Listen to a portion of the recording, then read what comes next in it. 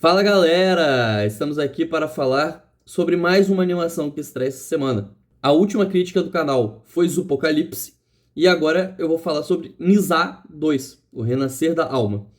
E eu tô gravando na quinta e de fato as duas animações chegaram com uma quantidade interessante de salas. Eu nem achei que isso fosse acontecer, mas já temos aí os horários, daí são boas as chances de você conseguir assistir aos dois filmes. Considerando que eu tô falando de Vitória, que tem um circuito exibidor muito pequeno, e aqui os filmes estão em algumas salas. Se a gente for para metrópoles maiores, a chance de você assistir os filmes aumenta consideravelmente. Mas vamos falar especificamente sobre Nizar 2, que eu já peço perdão se eu estiver pronunciando errado, né? Eu assisti o filme em chinês, com legendas em português, e eu tô tentando falar sem nenhum conhecimento de mandarim, o mais próximo possível de como eles falam no filme ali, porque o título do filme é sobre é o nome do personagem, né? O nome do protagonista. E o filme conta de fato. E aí é que começa a complicação, né? Porque aqui nós temos uma continuação que está sendo lançada como um primeiro filme de franquia aqui no Brasil, considerando que o primeiro filme nunca estreou aqui, assim como outros milhões de filmes chineses. Esse chamou muita atenção, né? O Nisa 2 chamou muita atenção, porque é a maior bilheteria do ano, tipo, por muito. A bilheteria até o momento, e aí o filme teve a estreia chinesa no começo do ano e já estreou nos Estados Unidos no meio do ano. Agora tá tendo um relançamento nos Estados Unidos com dublagem em inglês. Tem até Michelle Yeoh, se eu não me engano. Mas o que chama atenção é que o filme tem 2,2 bilhões de bilheteria mundial nesse momento. E ele tá, tipo assim, muito à frente do segundo colocado. O segundo colocado é Lilo e Stitch, que tem 1 bilhão. Então, assim, é uma vantagem bizarra. E não é uma coisa inédita. Talvez essa distância seja inédita, mas tem alguns anos já que o primeiro colocado, ou pelo menos ali no top 3 sempre tem um filme chinês com muita bilheteria. E aí vem a primeira parte da crítica, que é o fato desses filmes chineses nunca chegarem no Brasil.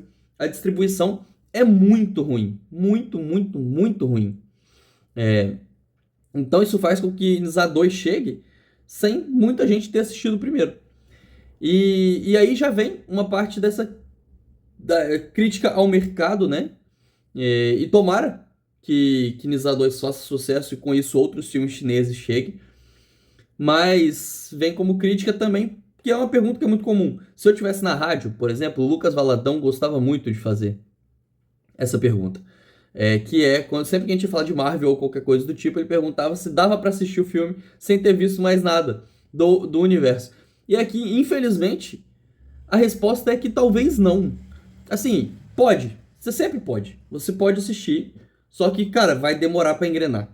Porque assistir sem nenhum contexto de mitologia, sem nenhum contexto da amizade entre os personagens, dos relacionamentos que foram construídos ali no primeiro filme, eu acho que os primeiros 40 minutos de Nisa 2 vão ser muito difíceis de assistir. Porque eu já acho o começo um pouco mais difícil. Eu assisti aos dois filmes, assisti meio que seguido aos dois filmes. Já assisti o primeiro, me preparando para ver o segundo. E assim, o segundo filme começa exatamente onde o primeiro acaba.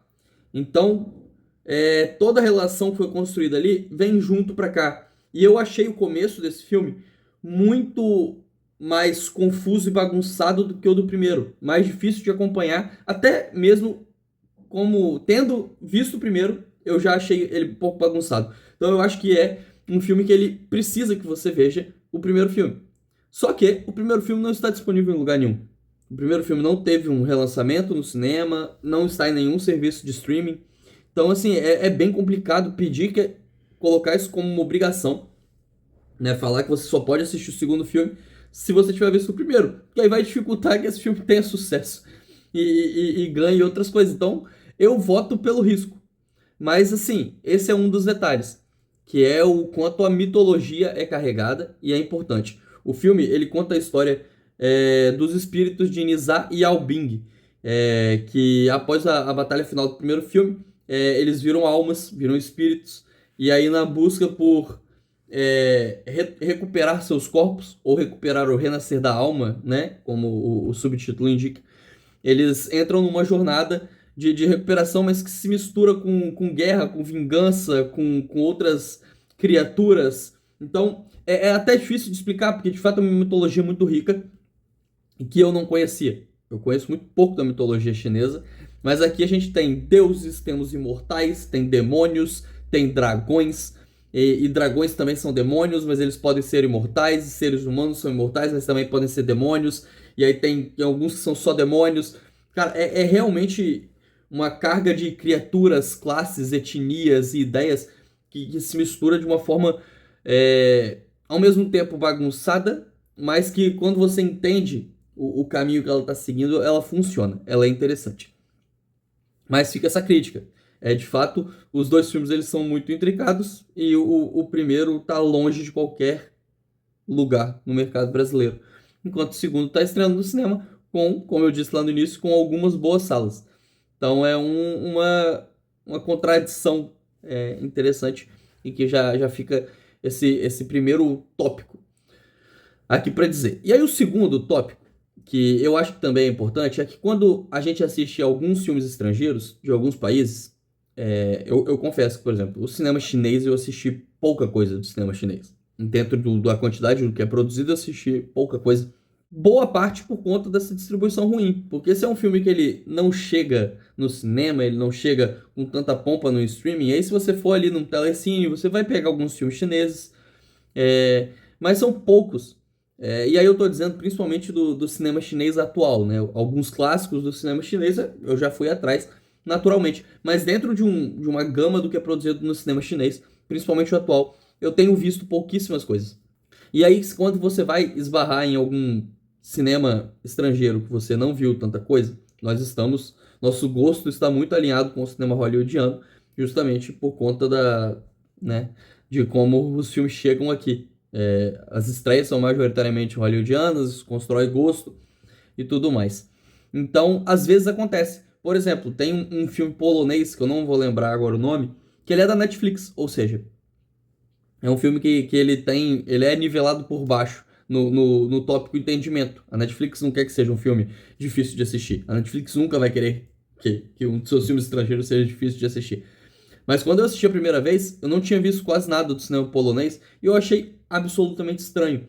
E aí depois eu fui entendendo que tem o jeito como a direção age sobre o filme, o jeito como os atores se portam dentro da cena, tudo isso tem especificidades, os países têm especificidades.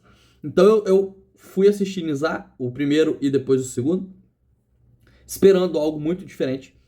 E não foi exatamente o que eu encontrei, de certa forma. Porque ele é um filme que ele é muito alinhado com algumas ideias hollywoodianas de mise-en-scène, principalmente do senso de humor.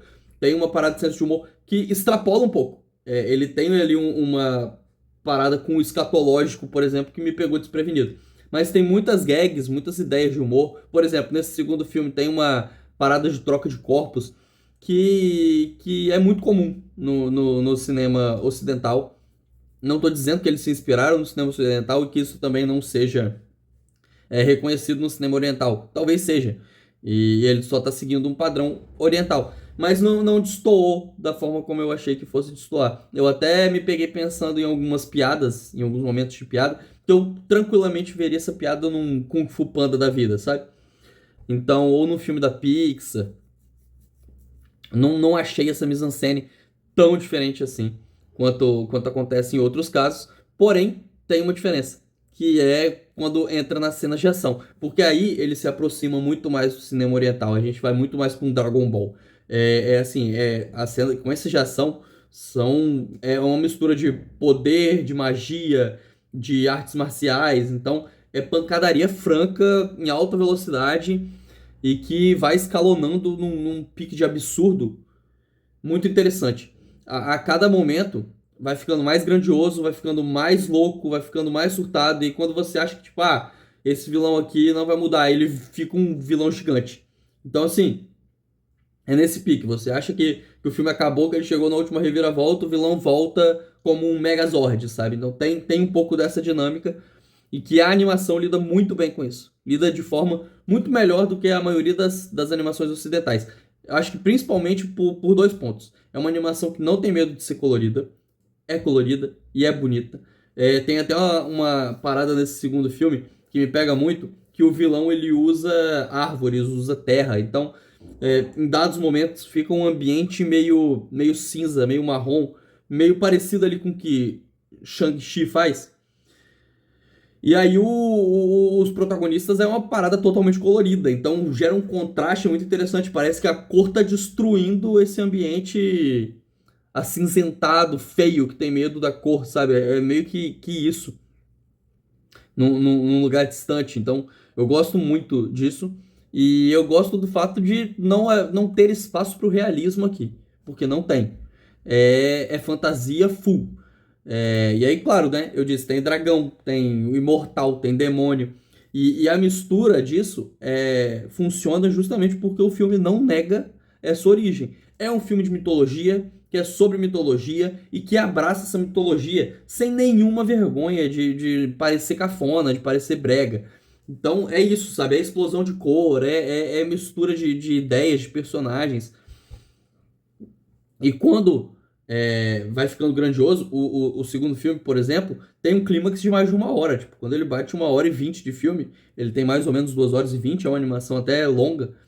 É 1 hora de pancadaria, tipo, seguida. E vai escalonando. Tipo, começa com um duelo entre dois, três personagens. E aí vai pra uma mini guerra. E aí começa uma pancadaria no céu. E aí entra dragão. E, tipo, você só vai, tipo, sendo abduzido por aquilo. Então, e aí chega um momento que é impossível tirar o olho da tela. Você está completamente hipnotizado. Então, assim, eu achei impressionante. Acho que eu gosto mais do primeiro filme. Acho ele mais organizado dentro das próprias ideias. Acho que esse aqui cai um pouco na armadilha da continuação. Tem que ser maior para ser melhor. Mas também é uma animação muito interessante. Considerando que eu tô até um pouco perdido, né? Como ninguém falou sobre Nizar em quase nenhum momento, parece que eu tô fazendo a crítica dos dois filmes. E de fato ela acaba sendo. Peço perdão. Mas focando no segundo filme, eu acho que ele cai um pouco nessa armadilha de que tem que ser maior, tem que ter mais coisa para ele ser melhor. Então ele acaba ficando um filme um pouco mais inchado, mas que tem um pouquinho, bem pouco, de características de filme de transição. Porque a gente sabe que vem um próximo filme depois. Esse filme já está confirmado. É, e existe todos os ganchos. Então, tipo, o segundo filme ele meio que já prepara quem vai ser o vilão do terceiro. Tem um pouco desse esquema, mas isso não é algo inédito, porque o primeiro filme também faz um pouco disso. O primeiro filme também prepara já pro segundo. É uma franquia muito bem construída e estabelecida, sabe? Os passos dela estão muito bem estabelecidos ali. E então tem um pouquinho dessa ideia de transição, tem um pouquinho mais de bagunça, mas cara, nem sempre a bagunça é ruim, não. É caos. E o caos é divertido. Principalmente quando ele existe em um filme que não tem medo desse caos, que tira proveito desse caos, faz humor com o caos, faz boas sequências de ação no caos. O caos não é necessariamente um ponto ruim, não. Então, pra mim, é uma nota 4/5, é uma animação muito interessante. E eu espero que o terceiro filme tenha uma estreia tão boa quanto e chegue no Brasil pra gente conseguir, e chegue até com uma estreia mais próxima, sabe? Pra todo mundo conseguir acompanhar essa franquia. Porque é uma franquia com muito potencial, uma animação muito bonita, muito bem produzida e com um gosto pela fantasia que me agrada bastante. É isso, até a próxima, valeu!